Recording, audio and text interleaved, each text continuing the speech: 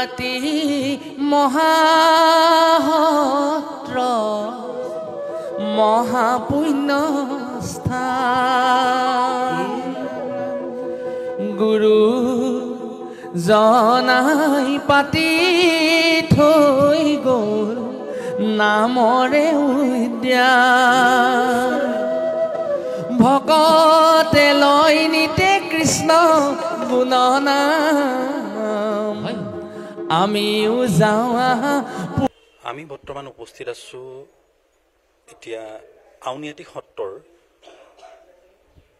মূল মণিকূট গৃহ ভাগত উপস্থিত আছোঁ উপস্থিত হৈ পেলাই এটা কথা তেখেতসকলৰ পৰা জানিব বিচাৰোঁ যিহেতু আমাৰ নামঘৰ বা আমি যিসমূহ সত্ৰত যাওঁ সেই সত্ৰসমূহত আমি সৰ্বসাধাৰণতে দেখিবলৈ পাওঁ সৰ্বসাধাৰণতে যে এভাগ আসন থাকে কিন্তু কিছু পৃথক কিছু ব্যতিক্ৰম আউনীআটী সত্ৰ এই আউনীআটী সত্ৰত আমি ইতিমধ্যে আমি 5 ভাগ আসন দেখিবলৈ পাইছোঁ সেই 5 ভাগ আসননো কিহৰ কাৰণে আউনীআটী সত্ৰত আছে বা 5 ভাগ আসনৰ তাৎপৰ্য কি এই বিষয়ে আমি জানিবলৈ আমাৰ সত্ৰৰ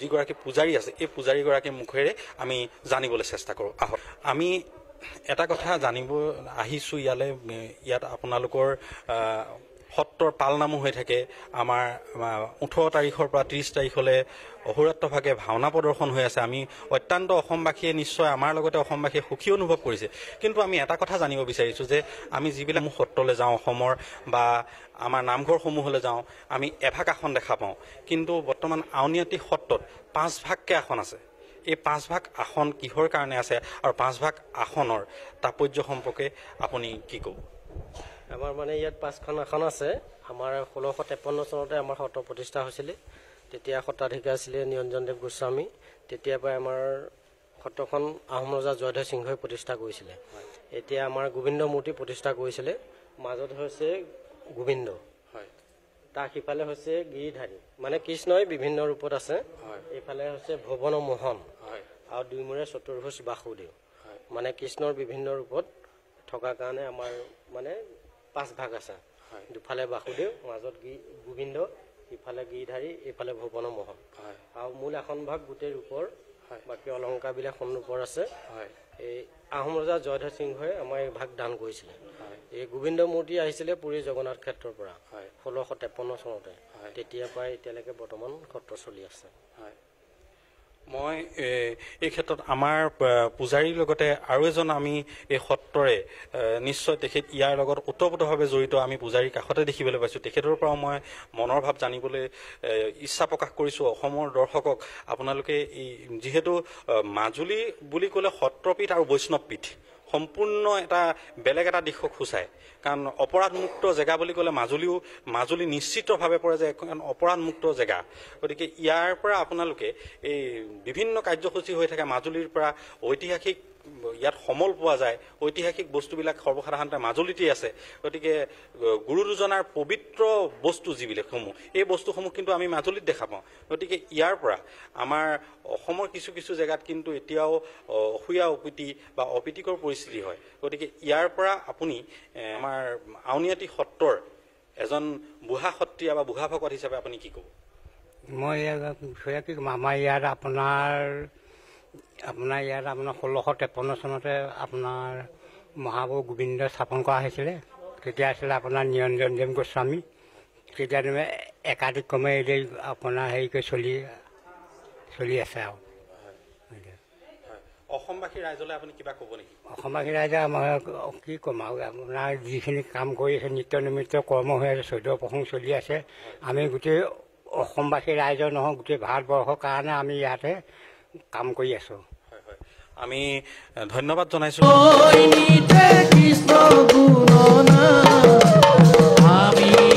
ঐতিহাসিক মাজুলীত আপোনাৰ যি পৰম্পৰাগতভাৱে আউনীআটী সত্ৰৰ পৰাই আৰম্ভ হৈছে বুলি ক'ব লাগিব মহাপালনাম সেই মহাপালনাম আজি অসম জুৰি আৰম্ভ হৈছে বিভিন্ন জেগাত আপোনালোকৰ আদৰ্শৰে অনুপ্ৰাণিত হৈ মহাপালনাম আৰম্ভ কৰিছে আৰু যি ভাওনা সংস্কৃতি সঁচাক এক কথাত ক'বলৈ গ'লে আউনীআটী সত্ৰৰ পৰা যিবিলাক আদৰ্শ সেই আদৰ্শ অনুপ্ৰাণিত হৈ অসমৰ গাঁৱে ভূঞে বিয়পি পৰিছে তাৰ তুলনাত আপোনাৰ ইয়াতো 18 তাৰিখৰ পৰা 30 তাৰিখলৈকে অহোৰাত্ৰভাৱে ভাওনা চলিছে গতিকে ইয়াৰ এই ভাওনা কেতিয়াৰ পৰা আৰম্ভ হৈছিল আৰু কেতিয়ালৈকে আপোনালোকে কৰি থাকিম বুলি ভাবিছে ইয়াৰ ওপৰত আপোনালোকে? আমি সাধাৰণতে মাজুলীৰ শাৰদীয় উৎসৱ বুলি ক'লে ৰাস, পালনাম, কাতি বিহুৰ কথা কওঁ। কিন্তু এতিয়া আমাৰ 2006 চনৰ পৰা যি ভাওনা সমাৰোহ অনুষ্ঠিত হৈ আহিছে মণিকাঞ্চন ৰঙৰ ক্ষেত্ৰত, এই ভাওনা সমাৰোহকো এটা মানে মহোৎসৱলৈ ৰাইজে মানে পৰ্যবেক্ষিত কৰিছে। মাজুলীৰ উৎসৱ বুলি ক'লে এতিয়া ভাওনা সমাৰোহৰ কথা উল্লেখ কৰে। আৰু এই ভাওনা সমাৰোহ 18 জানুৱাৰীৰ পৰা আমাৰ আৰম্ভ হৈছে আৰু অহা 30 তাৰিখে শেষ হ'ব। আৰু 30 তাৰিখৰ পিছতেই গোটেই অনুষ্ঠানটো সামৰণি পৰিব। আমি প্ৰভু ঈশ্বৰলৈ ধন্যবাদ জনাইছোঁ। ইয়াৰ পিছতে এটা কথা জানিব বিচাৰিছোঁ যে আমি সঁচাকৈ এক আদৰ্শ বুলি ক'ব লাগিব। আউনীআটী সত্ৰৰ যথেষ্ট ঐতিহ্য আছে, সম্বল আছে।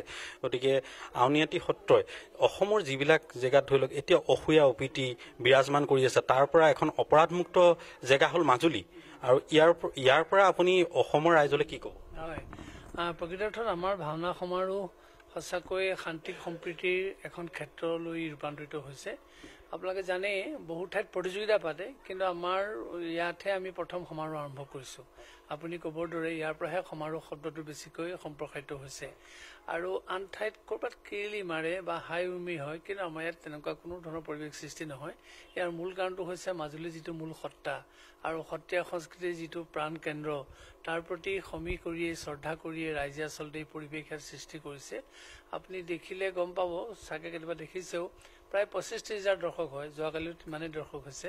ক'তো এটা হুলস্থুল নাই, হাই উৰুমি নাই। আৰু অকণমান চিংগাত্মক দৃশ্য বা থিয়েটাৰ যদি দেখে কোনোবাই কিৰিলি মাৰি দিয়ে বা কিবা এটা তেনেকুৱা নক'বলগীয়া শব্দ প্ৰয়োগ কৰে, কিন্তু আমাৰ ইয়াত তেনেকুৱা ধৰণৰ পৰিৱেশ নাই। গতিকে সেইকাৰণে আমি ক'ব খোজোঁ যে আমাৰ ভাওনা সমাৰোহে এইপিনে শান্তি সম্প্ৰীতি সমন্বয়ৰ বাৰ্তা দিছে, আনফালে আমি কেনেকৈ শিষ্টাচাৰ শালীনতা ৰক্ষা কৰি এটা জীৱন যাপন কৰিব পাৰোঁ সেইটো কথা প্ৰদৰ্শন কৰিছে। আৰু মহাপুৰুষ শংকৰদেৱে আচলতে আমাক ভাওনাৰ যোগেদি এইবিলাক কথাই শিকাইছিলে যে আমি কেনেকৈ এটা পৰিশীলিত জীৱন পাব পাৰোঁ। পৰিশীলিত জীৱন বুলি কোৱাৰ লগে লগে শালীনতা, সততা, চৰিত্ৰ, শিষ্টাচাৰীৰ কথাখিনি জড়িত হৈ আছে। আৰু ভাওনাই আচলতে আমাক সেইবোৰেই শিকাইছে। গতিকে সেইকাৰণে আমাৰ ভাওনা আনৰ লগত অলপ ব্যতিক্ৰম। আমি প্ৰভু ঈশ্বৰগৰাকীলৈ ধন্যবাদ জ্ঞাপন কৰিছোঁ। একান্ত ভগত পাবলৈ, একান্ত ভগত পাবলৈ।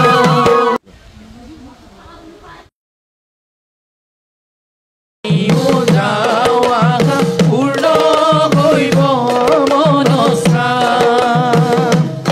আমাৰ পূৰ্ণ কৰিব মনস্কা।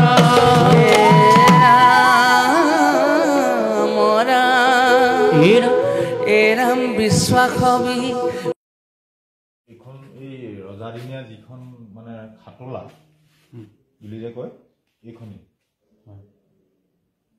মানে আগৰ কইনা নিয়ে যে সেইবিলাকো নিয়ে আৰু ৰজাক লৈ যায়। হয়, এইখনেই এইটো আগৰ পুৰণা হেৰি টাইপ মেচিন। এইটো টাইপ মেচিনটো পুৰণা চপা যন্ত্ৰ। আৰু তাতো আছিলে আমাৰ হেৰি আমাৰ ইয়াৰ পৰা এইটো হ'ল মানে পিতলৰ টৌ, এইবিলাকত মাহ প্ৰসাদ দিয়ে, এনেকুৱা ভঁৰালত থাকে। এতিয়া ইয়াত সংৰক্ষিত হৈ আছে। আৰু সেইবিলাক হ'ল হাতীপতীয়া পুথি। হেৰাম গুৰু আছে বৈকুণ্ঠত ৰৈ ৰৈ, আছে ৰৈ ৰৈ, একান্ত ভকতক পাবলৈ, একান্ত ভকতক পাবলৈ। গুৰু আছে বৈকুণ্ঠত ৰৈ ৰৈ, আছে ৰৈ ৰৈ, একান্ত ভকতক পাবলৈ। মই উপস্থিত আছোঁ ঐতিহাসিক মাজুলীৰ আউনীআটী সত্ৰত। 18 তাৰিখৰ পৰা 30 তাৰিখলৈকে অনুষ্ঠিত হৈছে সদৌ অসম ভাওনা সমাৰোহ। এই ভাওনা সমাৰোহত আহি আমি উপস্থিত হৈছোহি। অনুষ্ঠিত হৈ থকা ভাওনা সমাৰোহৰ বিষয়ে আমি কিছু কথা জানিবৰ বাবে আউনীআটী সত্ৰৰ বৰবায়নৰ কাষলৈ আমি যাব বিচাৰিছোঁ। আমি ইউ নিউজলৈ আপোনাক পোনপ্ৰথমে স্বাগতম জনাইছোঁ। মাজুলী বুলি ক'লে এটা ঐতিহ্য আছে, মাজুলীৰ পৰম্পৰা আছে, যিসমূহ পৰম্পৰা আৰু ঐতিহ্য ধৰি ৰখাত মাজুলীয়ে কোনোদিন কৃপণালি কৰা নাই আৰু ভৱিষ্যতেও চাগে কোনোদিন নকৰে। মাজুলীৰ আপোনালোকৰ আউনীআটী সত্ৰৰ যি কাতি বিহুৰ এক অক্ষুণ্ণ পৰম্পৰা আছে, যিসমূহ পৰম্পৰা আজি গাঁৱে ভূঞে সম্প্ৰসাৰিত হৈছে আউনীআটী সত্ৰক অনুকৰণ কৰি। মাজুলী বুলি ক'লে পালনাম আছে, মাজুলীৰ পালনাম কিন্তু আউনীআটী সত্ৰৰ পৰাই মহাপালনাম আৰম্ভ হৈছিলে। সেই মহাপালনাম কিন্তু আজি অসম জুৰি বিয়পি আছে। আৰু মাজুলীৰ যি ভাওনা সমাৰোহ, এই ভাওনা সমাৰোহ এক কথাত যদি আমি ক'বলৈ যাওঁ, আউনীআটী সত্ৰৰ পৰাই প্ৰথম কিন্তু সম্প্ৰসাৰিত হৈছিলে। সেই আউনীআটী সত্ৰৰ পৰা সম্প্ৰসাৰিত হোৱা ভাওনা সংস্কৃতি আজি কিন্তু অসমৰ গাঁৱে ভূঞে সকলো জেগাত কিন্তু শিশুৰ পৰা বৃদ্ধলৈকে সকলোৱে কিন্তু আজিৰ তাৰিখত অনুভৱ কৰে যে আউনীআটী মানে ঐতিহ্য, আউনীআটী মানে পুৰণিৰ সম্বল।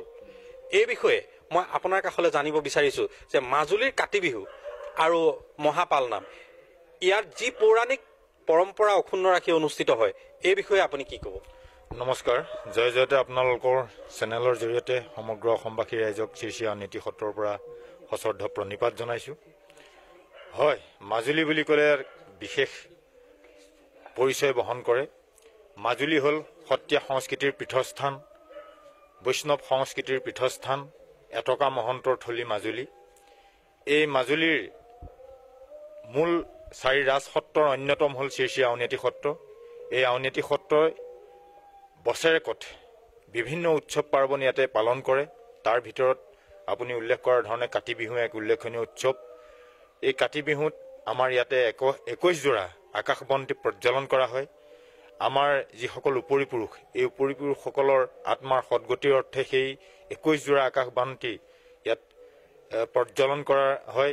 আৰু এই আকাশবন্তিৰ তলত প্ৰভু ঈশ্বৰ সমন্বিতে বৈষ্ণৱসকলে সেইদিনাখন প্ৰদক্ষিণ কৰে আৰু তুলসী পূজা হয়। ই এক সকলোৰে মংগলৰ কাৰণে এই অনুষ্ঠান ইয়াতে আয়োজিত হয়।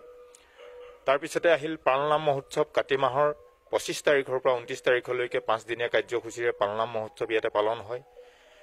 আউনীআটী সত্ৰৰ দ্বিতীয় সত্ৰাধিকাৰ কেশৱদেৱ গোহাঁইশ্বৰৰ যেতিয়া শদিয়াৰ হাবিত লুকাই আছিল, সেই বৈষ্ণৱসকলে তেখেতৰ মংগলৰ কামনাৰে ইয়াতে পালনাম অনুষ্ঠিত কৰিছিলে। কিন্তু সেয়া বাৎসৰিক পালনাম নাছিলে, কিন্তু কালক্ৰমত ই এটা পালনাম মহোৎসৱলৈ পৰিগণিত হ'লগৈ। এই 5 দিনীয়া কাৰ্যসূচীৰে সমগ্ৰ অসম তথা ভাৰতবৰ্ষৰ যাতে শান্তি সম্প্ৰীতি অটুট থাকে জনসাধাৰণৰ মাজত, তাৰ উদ্দেশ্যেৰে জনসাধাৰণৰ মংগলৰ কাৰণেই এই পালনাম মহোৎসৱ ইয়াতে আয়োজিত হয়। তাৰপিছত আমাৰ যি ভাওনা সংস্কৃতি, গুৰুজনাই আজিৰ পৰা প্ৰায় 550 বছৰ আগতে যি আমাক ভাওনা সংস্কৃতি দি থৈ গ'ল, তেখেতৰ মূল লক্ষ্যই আছিল যে অসমত নৱবৈষ্ণৱ ধৰ্ম আন্দোলনৰ মূল মাধ্যম আছিল ভাওনা। এই ভাওনাৰ জৰিয়তে সকলোকে সমন্বয়ৰ যি বান্ধোনেৰে সকলোকে বান্ধ খুৱাব পাৰিছিল আৰু সেই একতাৰ জৰিডাল হ'ল ভাওনাৰ সংস্কৃতি। এই ভাওনাত সপ্তৰসৰ সমাৱেশ ঘটে। সেই সপ্তৰসেৰে ইয়াত স্বাক্ষৰৰ পৰা নিৰক্ষৰজনলৈকে সকলোকে মোহিত কৰিব পৰা বা সকলোকে জ্ঞান দিব পৰা বা সকলোৱে বুজিব পৰাকৈ ইয়াত সকলো উপাদান সন্নিৱিষ্ট হৈ আছে। আৰু সেই ভাওনা সংস্কৃতি শ্ৰী শ্ৰী আউনীআটী সত্ৰই 2006 চনৰ পৰা প্ৰত্যেক 2 বছৰৰ অন্তৰে ইয়াতে অনুষ্ঠিত কৰি আহিছে। এইবাৰ 10ম বৰ্ষ। 2006 চনত অনুষ্ঠিত এই ভাওনা সমাৰোহ, অসমৰ বিভিন্ন ঠাইত ভাওনা প্ৰতিযোগিতা হয়, কিন্তু ভাওনা সমাৰোহ এই মণিকাঞ্চন ৰংগক্ষেত্ৰৰ পৰাই আউনীআটী সত্ৰৰ প্ৰাংগণত 2006 চনৰ পৰা অনুষ্ঠিত হৈ আহিছে। এইবাৰ 10ম বৰ্ষত ভৰি দিলেহি। এইবাৰ মুঠ 24খন প্ৰতিযোগিতাৰ ভাওনাৰে ইয়াত অংশগ্ৰহণ কৰিছে আৰু দুখন প্ৰদৰ্শনমূলক মুঠ 26খন ভাওনা ইয়াতে প্ৰদৰ্শিত হৈছে। যোৱা 18 জানুৱাৰীৰ পৰা ইয়াতে ভাওনা সমাৰোহ অনুষ্ঠিত হৈছে 13 দিনীয়া কাৰ্যসূচীৰে।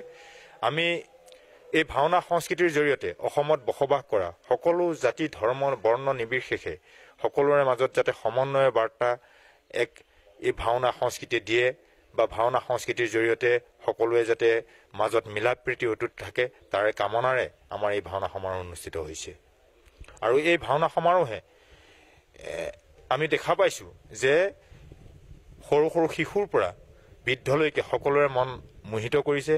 যথেষ্ট সংখ্যক দৰ্শকৰ ইয়াত ভিৰ হয় প্ৰত্যেক দিনাই আৰু শিশুসকল বিশেষকৈ অত্যুৎসাহী এই ভাওনা সংস্কৃতি অনুকৰণ কৰে ভাওনা সংস্কৃতিক অনুকৰণ কৰি তেওঁলোক আগবাঢ়ি আহিছে সি এক শুভ লক্ষণ বুলি আমি অনুমান কৰিছোঁ ভাওনাসমূহত আমি দেখা পোৱা যায় যে কিছুমান আধুনিকীকৰণ হৈছে ভাওনা সঁচাতকৈ ভাওনা আধুনিকীকৰণ হৈছে ভাওনাত কীবোৰ্ড ব্যৱহাৰ কৰা হৈছে ভাওনাত কিছু জেগাত আপোনাৰ ড্ৰাম ছেটলৈকে ব্যৱহাৰ হৈছে প্ৰেট ব্যৱহাৰ হৈছে কিন্তু সেই ক্ষেত্ৰত মাজুলী কিন্তু সম্পূৰ্ণ ব্যতিক্ৰম মাজুলী কিন্তু পৌৰাণিক যি বস্তু দবা শংখ বৰকাহ নেগেৰা খোল এইসমূহ যি বাদ্যযন্ত্ৰ এই বাদ্যযন্ত্ৰ ব্যৱহাৰ কৰি কিন্তু মাজুলীয়ে আজিও কিন্তু পৌৰাণিক ধৰি ৰখাৰ এক প্ৰচেষ্টা চলাইছে গতিকে এই ক্ষেত্ৰত আপুনি কি ক'ব হয় আচলতে আমি পৌৰাণিকতাক আমি ৰক্ষা কৰিবই লাগিব আমি পৌৰাণিক বাদ দি